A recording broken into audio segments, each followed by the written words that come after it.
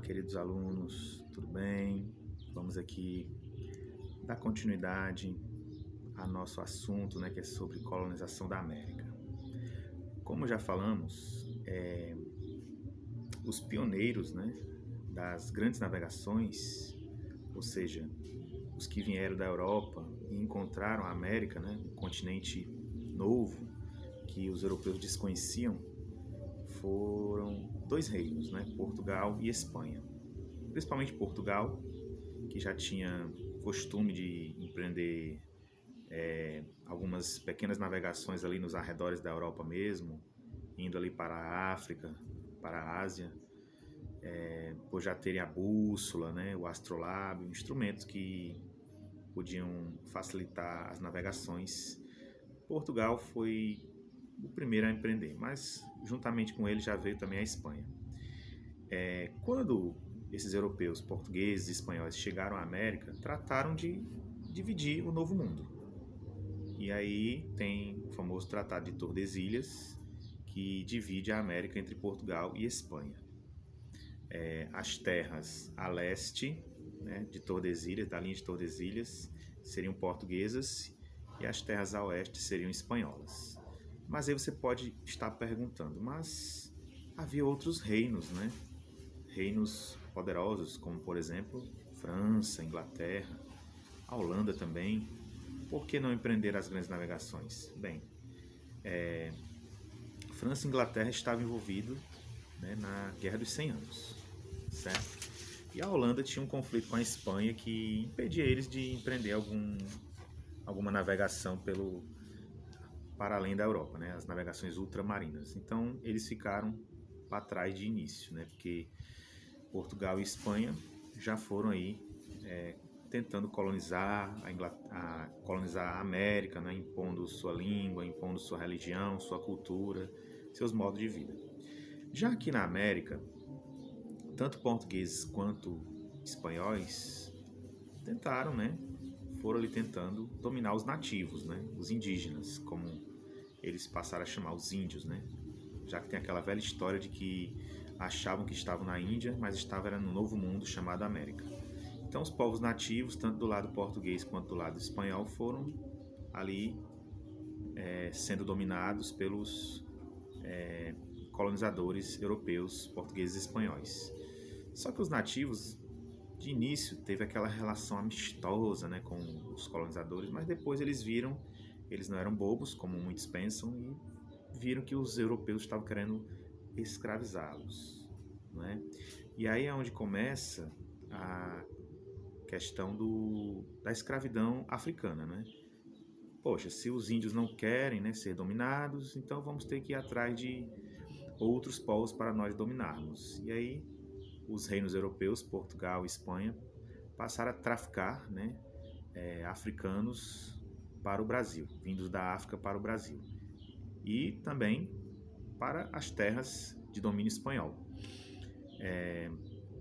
E aí, gente, ao longo de 3 séculos, século XVI ao XIX, mais de 10 milhões de escravos, né, de africanos vieram da África para o Brasil e as outras partes da América para serem escravizados, né? Enfim, aqui na nossa América, né, onde antes era colônia portuguesa de um lado, colônia espanhola do outro, o modo de produção nas grandes fazendas era o plantation, né? Plantation é o quê? É uma grande fazenda monocultora, ou seja, só de um produto, e que esse produto ele é cultivado para exportação, para a metrópole. No caso do Brasil, o destaque foi a plantação de cana-de-açúcar, porque naquela época o açúcar era um produto muito rentável, né? Nas colônias espanholas também teve, né, plantação de açúcar e outros produtos aí, como por exemplo o fumo, né, dentre outros. Todos eles produtos bem lucrativos. Mas assim, o principal motivo dessa colonização da América, de querer estar aqui, era a busca de ouro e de prata, né, metais preciosos. Porque os reis, eles dominavam as suas colônias, né, e eles tinham uma base, né, um sistema político e econômico chamado mercantilismo, que era baseado no metalismo, no acúmulo de metais, né? Então a busca de ouro e prata era primordial nesse período. No início, não acharam ouro nem prata no território que hoje é o Brasil. Isso só mais de 100 anos depois, já quase nos anos 1700, foi que acharam ouro, né? Prata, pedras preciosas no território que hoje é Minas Gerais, certo? Mas aí você me pergunta, bem, mas o território que hoje corresponde a Minas Gerais, né, o estado de Minas Gerais, não era português, era espanhol, pela divisão da linha de Tordesilhas, certo, certo. Mas houve um período, né, chamado União Ibérica, em que o rei espanhol, ele dominou tanto Portugal quanto Espanha, porque o rei português morreu e não tinha herdeiros, né? Então, quando houve esse período da União Ibérica, então todo o território que era Portugal e Espanha passou a ser da Espanha. Passado alguns anos, houve Portugal retomou, né, o trono, né, português, iniciando aí a dinastia de Bragança, né, a família Bragança que assumiu, e passaram, após o Portugal ter um rei, novamente um rei português, eles passaram a empreender as expedições bandeirantes, que eram em busca de pedras preciosas. E essas expedições que saem do litoral brasileiro ultrapassou a linha de Tordesilhas, certo? E aí territórios que antes eram espanhóis, Portugal tomou posse, como Minas Gerais, Mato Grosso, Goiás, né? Que na época eram territórios espanhóis. Mais tarde vem a conquista do norte do Brasil, lá no Amazonas, e depois a conquista do sul, que vamos falar em outro momento.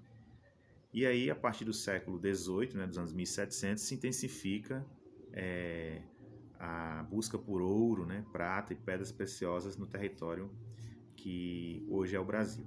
Tá? Só voltando um pouquinho ao assunto, também vale destacar que o território brasileiro, na época, no século XVII, nos anos 1600, foi dividido em capitanias hereditárias, né? Cada capitania tinha o seu donatário, que ia colonizar, que ia povoar, que ia proteger cada capitania do Brasil, né? Esse sistema não deu muito certo, porque era muito distante uma capitania para outra, a comunicação era difícil, né? Teve donatários que nem assumiu a capitania, havia índios que resistiam, né, que não queriam deixar suas terras, e aí foi implantado o sistema de governo geral, né?